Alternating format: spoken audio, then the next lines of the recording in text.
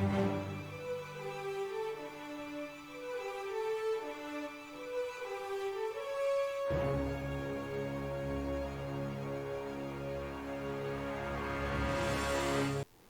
morning, everybody, and welcome to Wake Up Missoula. I'm your host, Scott Ramp, ushering you into January 10th. It's been 2 weeks since I was on air. I've been supplementing those with my compilation of 2024's dubbin stuff, so if you got a chance to watch those, they're on my YouTube channel, basically at Wake Up Missoula. You can look up Wake Up Missoula on my YouTube channel. I also post on Facebook and more, and so we're going to jump right in. A lot of things happening, as well as, the big news item that is happening in and around the nation is essentially 180,000 people in LA County have had to evacuate their homes due to fires that have gone out of control due to dry seasons, drier conditions even still, and hurricane force winds that propelled a lot of those fires to spread even further. So while things are going to be snowing a little bit more over the weekend for Missoula, the Department of Water and Power confirmed reports of hydrants being empty without giving numbers in the LA area.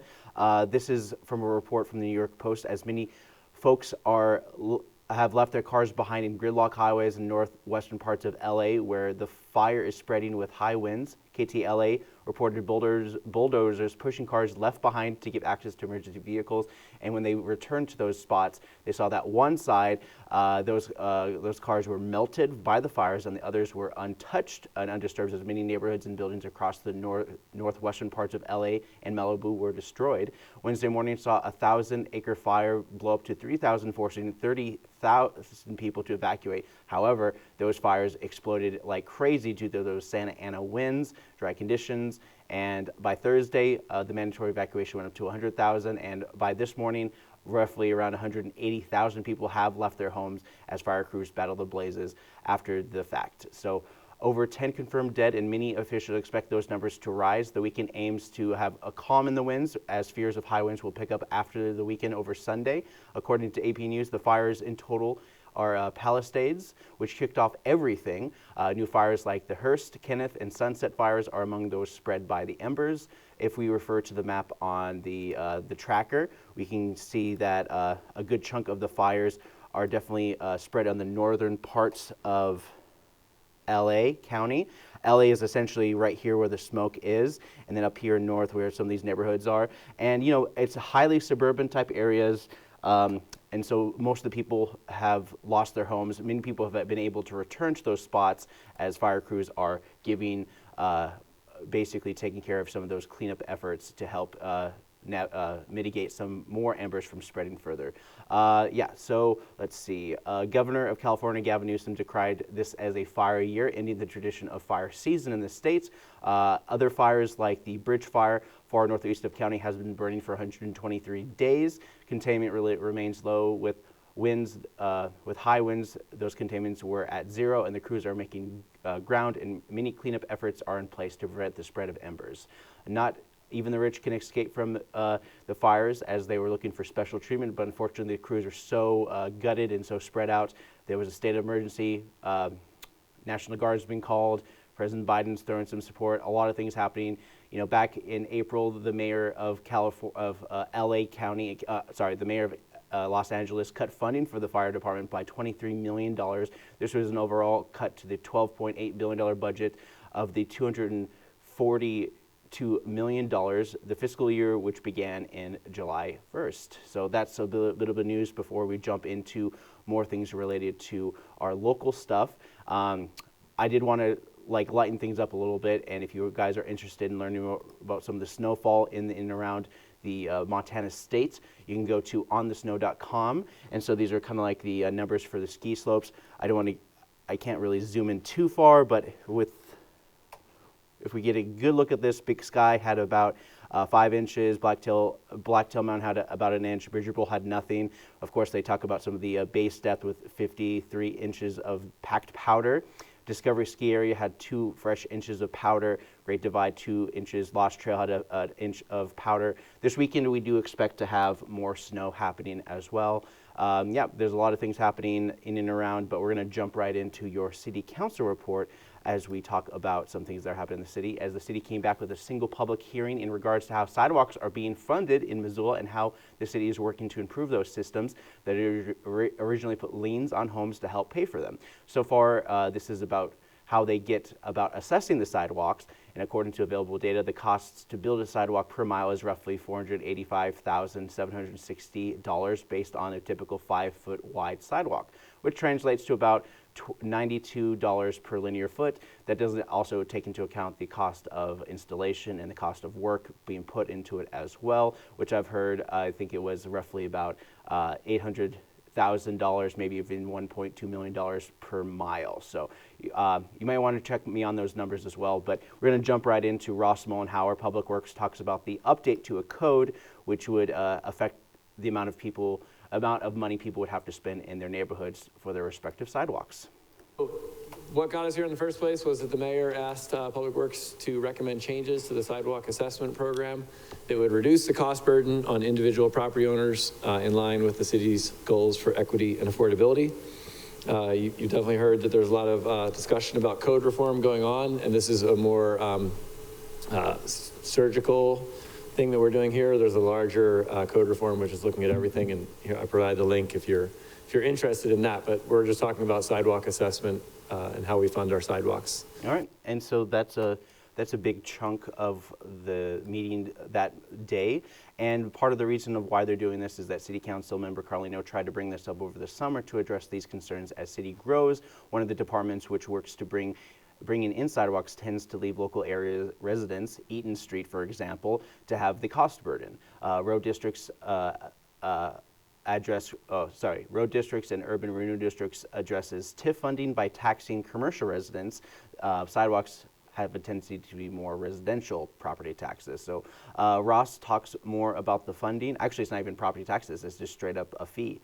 Ross talks more about the funding and why do we need sidewalks. So to say that we think sidewalks are an obvious benefit to communities.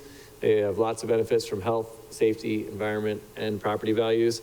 We hear a lot from neighborhoods how they want more sidewalks and safer crossings, and our best way to do that is through our various tools, one of which is just to build a large sidewalk corridor project such as Eaton or Turner Worden, and we have to struggle with how to fund it. And sidewalks are not cheap, and we recognize that. So, and yeah, I mean, that's part of the motivation is to figure out how they're going to pay for a lot of this stuff. The 4 changes to the code include increase the threshold for deferrals on low moderate income qualified properties from 80% to 120% average median income, lower the threshold for high assessment deferrals from $6,000 to $3,500, set the interest rate changed on sidewalk projects equal to or lower than the current bond rate as determined by the city finance director, or 0.5% inflationary cost projected. Allow sidewalk subsidies to apply to new single family housing, duplex, and ADU projects that have been previously postponed. Basically, the ability to avoid sidewalks with some developments. Unlike roads, sidewalks have a long shelf life, which can be roughly 10 to 20 years. And on a side note, boulevard trees tend to mess with those sidewalk shelves lives as they consider them more hazardous vegetation. However, they wish to defer cost of hazardous sidewalks to create that deferred program. Ross talks about current projects that will be affected by the code reform.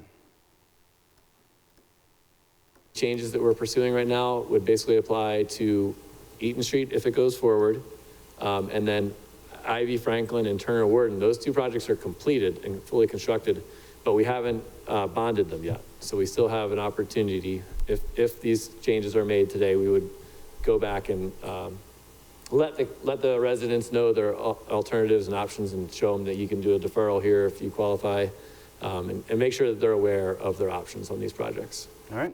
So that's good news, as the city did move forward in approving these things, but unfortunately there is also the costs and the issues that the city would have to look into this. You know, it's good news for the people on a fixed income, but definitely those affected by current economic outlook in Missoula who are making just enough to have better options than the full $9,000 like mentioned in that example.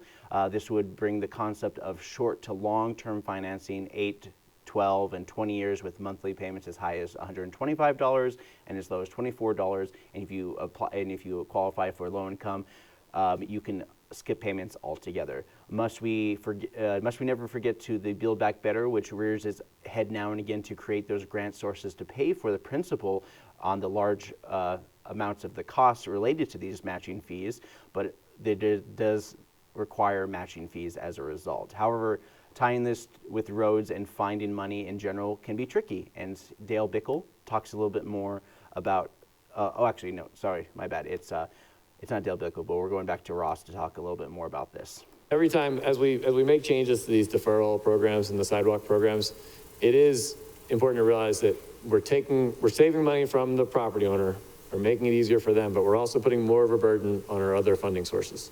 And so when I know everybody here struggles with how to pay for a new sweeper for Brian's crews or something like that, and how to when it's budget season, and it makes it everything gets that much harder the more money we try to draw down from road district or Barca. So there's a cost to making these changes. I'm trying to clearly show the alternatives to council, what those costs are, and then let you wise people make the decision. All right, and so yep, just a presentation talking more about this, and then Chief Administrative Officer for the City of Missoula talks about the monies and all that kind of stuff that are going to be affected by a lot of this code reform and what they plan on doing. We could actually make a decision today that we're going to say they're a subordinate, and that might crank the interest rate up on it, because there'll be a different perceived risk related to these on the bond. So I just wanted to, before we try to do those things, there is going to be a potential market impact on the bonds, and that could change the interest rate if they are typically government bonds that are liens on property are first in line, and. Yeah, they're liens, and so but if the council makes something secondary, that's going to affect the interest rate on that people are paying, and it's going to raise it. So before we did that, we really want to check in with our bond counsel and those type of things. So, right. They just wanted to make sure that everything is all set in order. Because a lot of times people can't just pay right then and there. That would be nice, wouldn't it? If everyone just agreed, like, hey, I want a sidewalk here's a bunch of money. Wait. Yeah, and then, because a lot of people are perfectly fine with just not having sidewalks. And I've seen that, I've seen the public comments. It's a very look before you leap. The cost overall would take away from other services because the budget is set, and finding money with additional programs breaks up the pie of our general fund even more, especially within the roads district. And of course, as we dive back into city government, we also have committee meetings moving forward. This is an ongoing thing. They're going to be discussing this further. Perhaps this will be something on the budget line item as they talk about the budget and finance committee meeting moving into the next fiscal year, which they do sometime begin in late February, mid-March, really depends upon the timing. They usually try to start talking about the budget a little bit here and there as they transition more into the post-tax season for April. So climate conservation and parks, they talk about city-owned property be converted to open space. So essentially what they want to do is take properties that the city already owns and just convert that to open space. It's essentially like where they can utilize open space bond and brownfield site money to clean up some of those sites, especially some industrial sites that have been acquired through the city acquisition. So Donna Gockler, Parks and Rec, talk more on actions on some of these lands.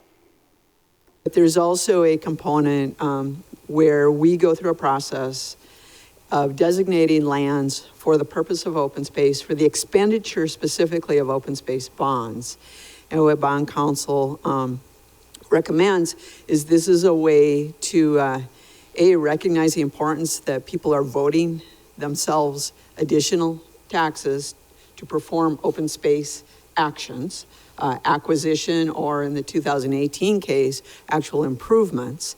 And so in that bond, you'll see a number of lands where we are simply doing projects like reforestation and making sure they have access to water and can survive, or where we're installing trailheads with education and wayfinding. And then there's big projects like the Waterworks trailhead that we did. It's essentially just re-designated land so they can use the open space money to further their stewarding the land. All right, so essentially they want to do this to create stewardship of these lands under the purview of Open Space Missoula. Zach Covington with Open Space talks about this a little bit more in detail in some of their draft proposals. Time you expend open space bond funds to protect open space, it automatically designates it as open space per state code. And so that's something that we build into resolutions and even deeds is that designation. And so some of these properties, like I'll go to the exhibit now and just show you an example or two. So Bentley Park, for example, has never been like officially designated as open space. However, it's parkland. It was dedicated, at subdivision likely, and so it's something that's been used by the community for many years. We all know it as open space, and this is an example of a project where like the urban forest would be improved, and so that capital improvement funding to improve the urban forest would be expended for this park. Yep, and so yeah, this is just a big chunk. Think of Bancroft Park, which is in the middle of the city. It is considered more of the open space natural park in which they want to do, and overall this is embedded open space bond resources to bolster existing properties into that sphere. Missoula has a list and is always checking it to see options for acquisition per the 2018 open space bond expansion. And of course, on a side note, to the Karis Park access is just the tip of the iceberg when it comes to the Clark Fork River Restoration Project, as the city moves to create a better access and to mitigate erosion for the embankments, as an example.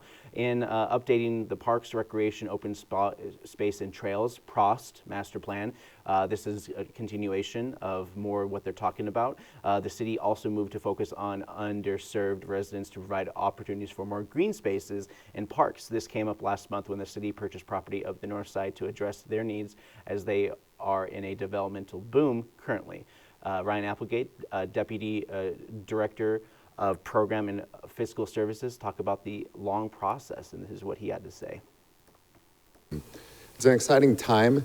I've been really fortunate to be a part of this process and updating our 2004 master plan, which has been really key in guiding the Parks Department for the last 20 years. And we're excited for this plan to update and guide us for the next 10 to 15 years. It's also an exciting time that our national organization is updating their plan. The land use plan is being updated. So when I say national organization, I'm referring to National Recreation and Parks Association, or the NRPA, which you're seeing on the screen right now. And then part of what he's explaining is the PROST is essentially the parks / open space trails green space Missoula master plan. That is the basic rundown. It's a land code and all sorts of input coming in and down and all over the Missoula to create an outline for the PROST, which will aim to improve those green spaces while also addressing indoor recreation. Donna really does want one of those indoor community rec centers. She's been vibing for it for a long time. She's Midwestern, and she really likes the idea of having like an indoor kind of like a center for people to have recreation. Overall, this presentation reflected the pleasure of the people of Missoula in a survey about 4,000 people, with 85% feeling safe in parks, 75% favoring walkability. Other statistics reflect overall pleasure with the parks, with the lowest at 65% in terms of access to summer programs. They said that they feel confident that there's plenty of summer programs for the parks. Missoula Parks budget is lower and still checks all the boxes for national park availability for all. I believe that will probably be one of the things that the city will lean on as a way of like, we don't pay as much as the other parks, so we could raise money to help compete with other cities as well and even have a more robust park as a result. So Zach Covington comes back to talk about Missoula's goals in filling some of those gaps in this particular topic. We've seen from a lot of the survey data that some of those needs are changing. We heard from one of our indigenous community members yesterday, and we've heard it in the past with that community and the Hmong community in particular, that larger pavilions or larger gathering spaces in parks are something that's preferred, that maybe may not have been preferred as much in the past, as an example. We're looking at equitable access, and that I will add accessibility with access. We need to change that term still, I think, because those are both extremely important. And then upcoming trends in the use of parks. So The analysis that they did, the gap analysis from a geographic standpoint is really interesting. And so I wanted to show you a few maps highlighting some of the gaps in service. This map shows all parks and open space, with the exception of not including those larger preserves, I believe. All right, and so there's just an example of some of the areas in the network service areas for the city of Missoula and parts of the county. All right, so we're gonna wrap that up. You know, things change and people are more or less interested in creating larger pavilions for better gathering spaces for large amounts of people and a good amount for shade. Not much how like Fort Missoula Regional Park reflects that in their large pavilion that they have there. They also have a chimney and a fire pit right there for any kind of winter activities. The city worked with consultants in this area areas to create this plan to move forward and create more green spaces for all economic areas in Missoula. We're growing, but we also want to grow with some of those green spaces. And for the February, March, there will be more community outreach with a draft in April with a review and adoption of the PROST plan for the next budget cycle this summer. And, you know, speaking of land use and planning, they focused on rezoning 44 ranch estates. I won't talk any about those quotes, I'll just give you the rundown. They look to expand these areas past England Boulevard, George Elmer Drives, are just to plan to wrap up some of these phased developments. So essentially, these are like the last phases of these developments before they go into full development construction mode. And so once they finally approve these, they plan to improve the final 18th and 19th phase of this whole entire area, which is due by the end of December 2025. And then, of course, there's an annexation of the city 3300 Racer Drive. It's a 70 acres of land just northwest of Missoula Cemetery. It's of an kind of like industrial site and took about 4 minutes of discussion. Another item reflects development up Rattlesnake Hill, which proposed project consists of 45 dwelling units between 4 6-plexes, 1 9-plex, and 1 12-plex. There's no proposed mini storage. Council decision on space does not include the number of multi-dwelling units, which was already approved in 1994. So there's a lot of going on with that. I don't want to dive too deep into land use and planning because basically they just went through the presentation on what they're going to do, essentially. So you can look up that and more. You can go to the City of Missoula's website, ci.missoula.mt.us. It is a wonderful resource for anything that's happening in Missoula. They also are looking for people to apply to the local government academy. So if you're ever interested in learning about how the city works with this kind of stuff, how the city operates in general, they're looking for people. They have a citizens academy. They do ride-alongs with the police department along with this, but this is for local government centric. But I also wanted to mention that they're doing a snowplow naming contest for the city of Missoula. So if you're interested in naming a snowplow in the city of Missoula, you can click on the link through the website ci.missoula.mt.us. And for everything to engage yourself in the local city of Missoula and current and future and past development, you can go to engagemissoula.com for more information on that. So without further ado, I'm going to take a quick break. I'm going to throw it back to 1998 open mic featured here at Missoula Community Access Television. Every Monday from 6:30 to 6:50, and it's your opportunity to come down here and speak about anything that you want to. If you have a nonprofit organization and you'd like to tell us some upcoming events, if you just have an opinion on something that's going on in the community, you know, it's just your opportunity to speak your mind about whatever it is you want to. I have a couple of announcements. First of all, our next orientation is August 25th. That's a Wednesday from 6 to 9 p.m. if you're interested in becoming a producer here at MCAT. And it's a basic orientation that's free, and then there's a basic Porta-Pack training right after that, which is $10.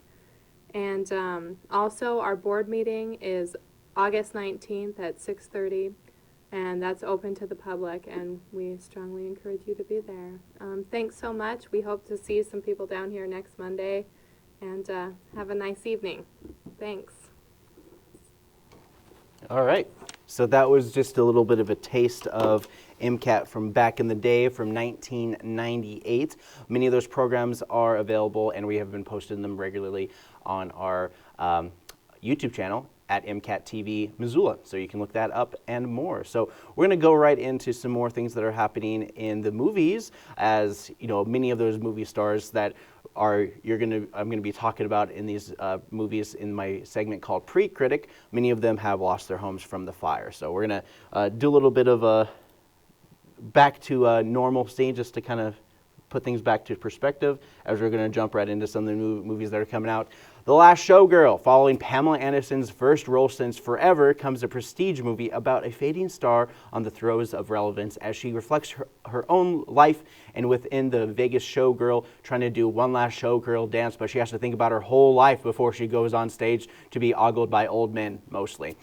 This is more or less about the unnecessary use of showgirls in Vegas as they become more gambling centrals with plenty of fun activities for family fun to enjoy before they find out the patriarch gambled their finances away. All right, then we got Den of Thieves 2. I didn't know they made a first one, but this one follows the same crew doing yet another job to rob from somebody worse than they are.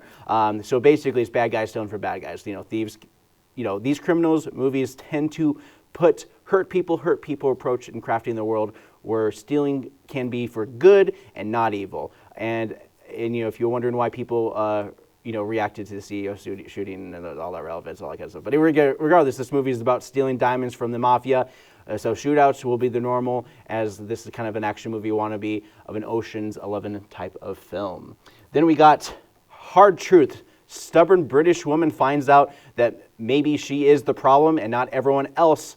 This movie is essentially a drama in a comedy, wolf clothing, and simply put, the movie reflects the idea of what is wrong with you and what the hell do you want. Enjoy 1 hour and 37 minutes of someone insufferable learning to get her happiness back, or at least take a chill pill.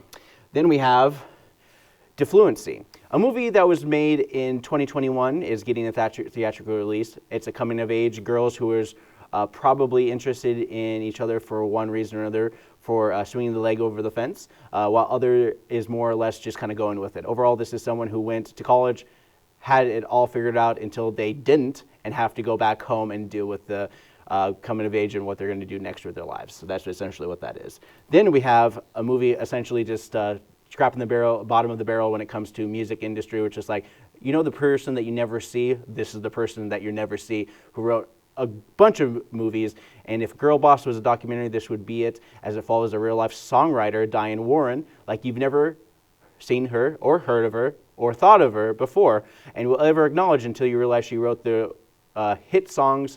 Celine Dion's Because You Love Me, Cher's You Haven't Seen the Last of Me. Warren wrote I Was Here, inspired by the September 11th attacks for Beyonce. Leanne Rimes includes her hits How Do I Live and Can't Fight the Moonlight. Michael Bolton has recorded 24 songs that were written by Warren, who didn't even show up to be interviewed for this indulgent documentary. All right, so those are the movies that are coming out this weekend.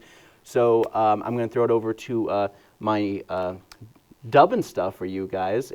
And this is from the, wow, I totally forgot what it was. It was from the 1961 61 movie, excuse me, Creatures from the Haunted Sea. So without further ado, here's this. Ugh, beach. There's a phone when you need one. Oh, beach phone. All right. Is anyone watching? Okay. Let's try this thing. Come on, work. Oh. Hello, Uber. Hey, I'm calling in regards of my Uber. No, it's not that it didn't show up. It's more about, excuse me, a plant just fell in my face. No, that has nothing to do with this Uber thing. But the thing is when the Uber driver picked me up, they didn't turn on the air conditioning, and it was really, really hot. And it was really weird, too, because the guy was very large, and you'd think that he'd want to have a cool car by the time he picked someone up, but it seemed like his air conditioning wasn't even working. Sorry, I'm kind of splitting hairs right here, but the whole point of what I'm trying to make is the fact that, you know, you'd expect comfort when you're driving in a car, and, you know, the guy would be running the car for quite some time when he picked you up, and I guess it just didn't seem to work that way. So... I'm sorry, okay. sir. All right. I can't guarantee. Okay. I cannot It's just guarantee. so badly... Oh, sorry, please stop. All I can do is send your information up to the top and see what they can do. Okay, I really appreciate it. So, how are you doing anyways? Having a good day? Not particularly. Yo, dude, I got next on the beach phone. Who's that? Oh, it's just some guy who's waiting to use the phone. Sorry, sir. It's just going to take a little while. I have to... Okay, so I just got a note from my superior, and he said that he's welcome to give you credit for your next Uber ride. Can I also get those, pecans? Sir, this is an Uber service. I know. I just really want some pecans right now. I'm so hungry. I'm on a beach, and no pina coladas. I'm not allowed to drink, but sure I can have a virgin. Stop. Will you stop laughing at me, sir? It's not that funny. I cannot dictate whether or not a driver is going to have pecans for you. Oh, yeah. Well, that's very disappointing. I apologize, sir. Perhaps, yeah? You're only Okay. asking for a ride. That is all you're buying is a ride, not pecans. Oh, jeez, is this some kind of prank call? I'm hanging up now. Yeah, thanks a lot. You just ruined my phone call. Whatever. Do.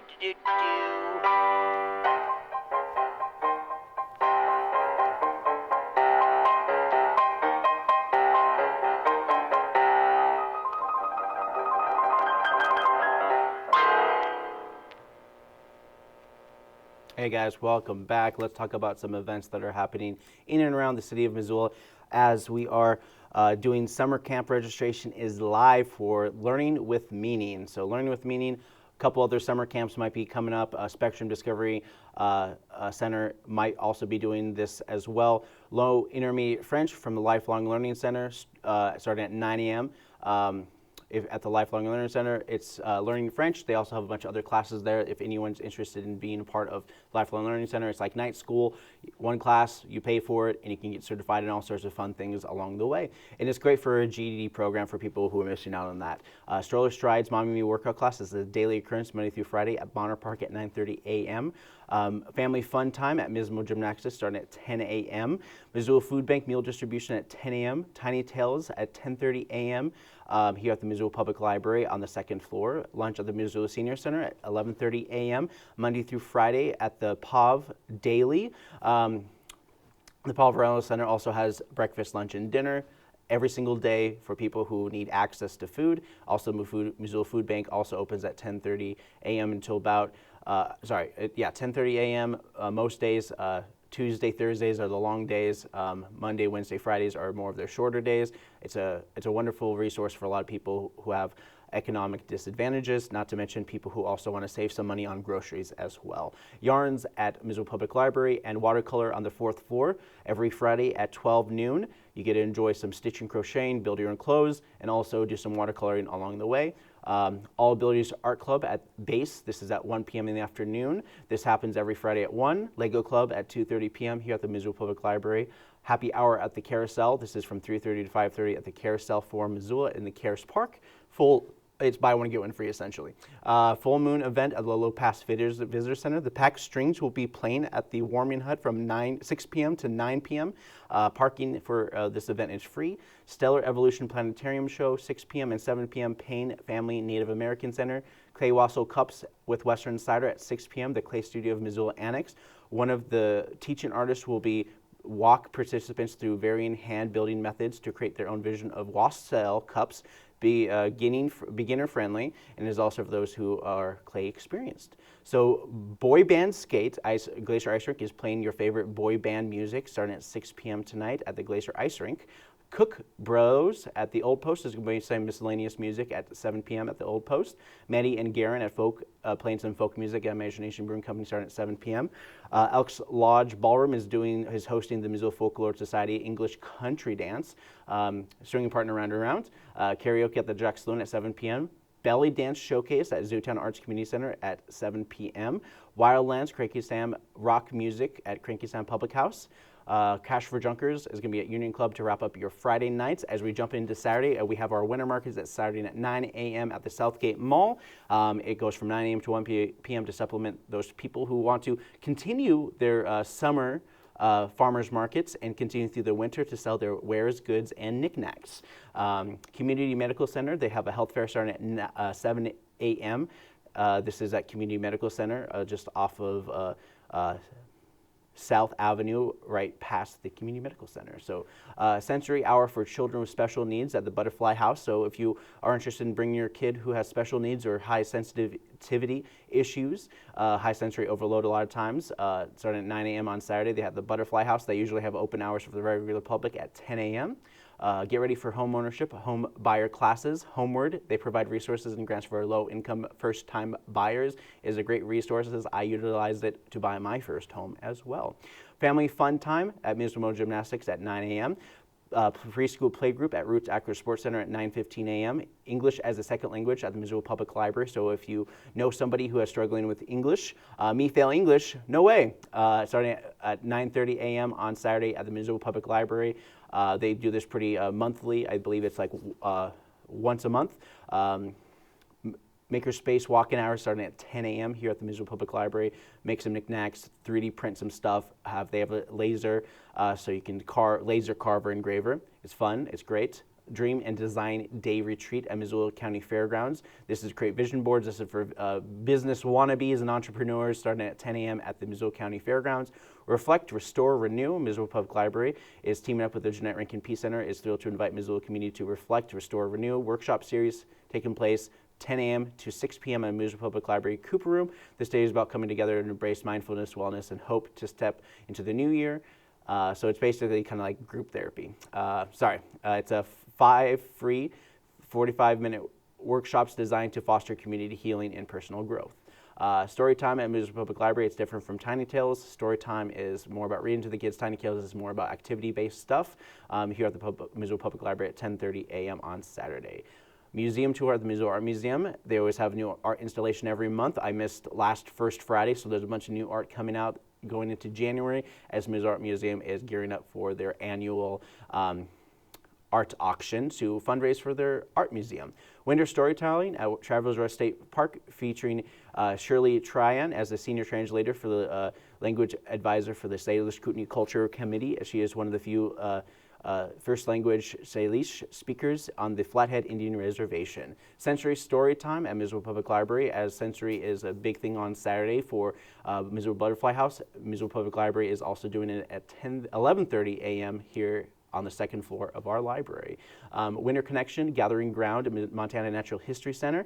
MCAT Saturday drop-ins, as always, from 1 to 3 p.m. every Saturday for kids who want to do some stop animation.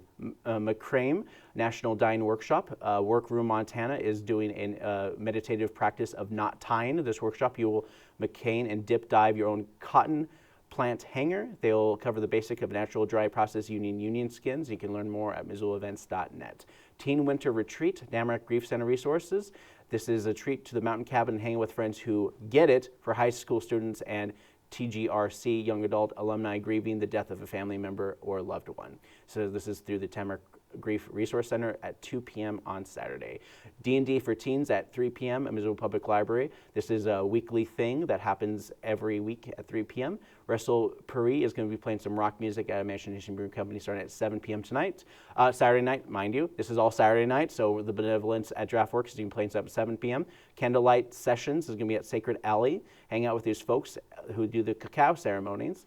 A blue collar band at the Jack Saloon is going to be playing some country music there. Salsa 406, Latin Nights is going to be Dark Horse, 9 p.m. This is basically Dark Horse and Sunrise Saloon share the same building. Then we got karaoke at Westside Lanes, and then Chris Moon, as always, every Saturday at 10 p.m. Sunday, we got Five Valley Accordion Club at 1 p.m. at Missoula Senior Center.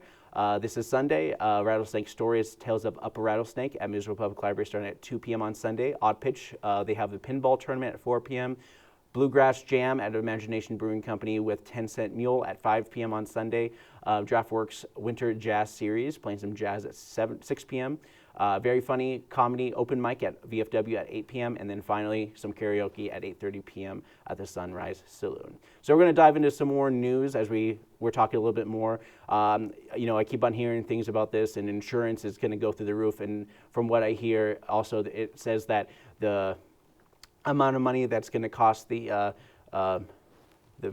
residents in the area it's going to be, right now they're estimating $150 billion to recover a lot of the cost of all the buildings that were destroyed.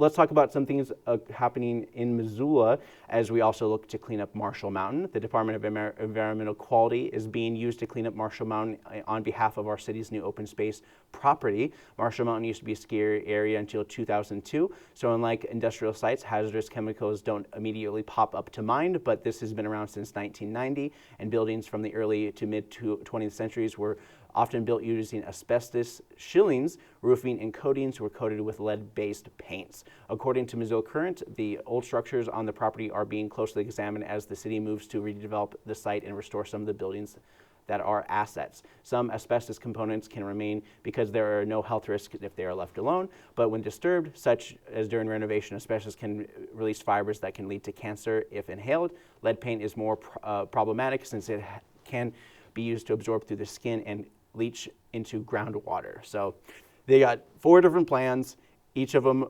with costs as high as $105,000 for cleanup, and they're going to be utilizing brownfield funds as a means to clean it up. So while development keeps happening, shout out to the Missoula YMCA as they plan to raise another $1.5 million of their $20 million goal. The Montana legislature has, so before we get to the legislature, but I just want to give a shout out to YMCA. They're still looking for $1.5 million to complete their work of their facility, $20 million goal, and so far they've raised $18.5 million. The Montana legislature has begun in Montana, and Medicaid is on the chopping block as Republican-led House and Senate looks to draft bills and balance the budget. According to many bills passed in the past and have come under scrutiny and blocked by the Montana Supreme Court, who has been at odds for their legislature and the governor's office since 2020. According to the Montana Free Press, the Republican legislature spent much of 2024 crafting 27 bills that mostly check judicial power through measures like performance evaluation for judges and the pivot to partisan judicial elections. Reforms to income and property taxes are on the docket, as the next assessment will see property taxes go up by 10% compared to 2 years ago, which we saw that 20% increase left many Montanans frustrated at leadership. 70% of Montana taxes were from income taxes. However, communities could be affected as they tend to give a piece of the property taxes, which tends to affect services from fire, police, and local government. So while the state gets income taxes primarily, the local communities rely on property taxes, and so the state could essentially create a system that would block a lot of these property taxes, hence your own community would be a lot poorer for it, so less roads being plowed, less roads being redeveloped and constructed. Inflation really does stink. Dems spoke about more affordable housing and overhauling the tax system. The governor launched a housing task force in 2024 of July, and we'll see the fruits of their labor come to bear. And overall, Montana is looking to work with a $17.9 billion budget for the next 2 years as the biannual season began. And for the next 90 days, we'll see all sorts of things coming out of Congress. Let's just hope that they don't censor our Representative Zoe Zephyr yet again. All right, so that about does it for my morning show. And I wanted to thank you guys. I had a fairly short show for you guys, and I, just trying to ease back into the show and whatnot. And I also wanted to give a shout out to my boy, Neil Wells, who we are doing our radio show every Monday starting at noon. So it's 101.5 KFGM. You can find us on the radio. We're going to talk about all things fun and silly. And at the same time, we'll also be talking a little bit about things that are happening in the city of Missoula, MCAT, and more here at the public library. And I can't really think of anything because the show is just kind of random. This one's a little bit more organized where I talk about city council and things that are happening. But with our Monday show, we're just kind of free. We're free. We're just kind of doing what we need to do, all that kind of stuff, so you can check that out. We all also have a video component airing later on our MCAT channel, 189. So you'll be able to check that out. Also, I believe it will probably air sometime in the early evening, 5:30. I'll have to double check, but for the most part, you'll know for sure. But for Wake Up Missoula, I'm Scott Ramp. Hope you guys have a wonderful weekend, and take care.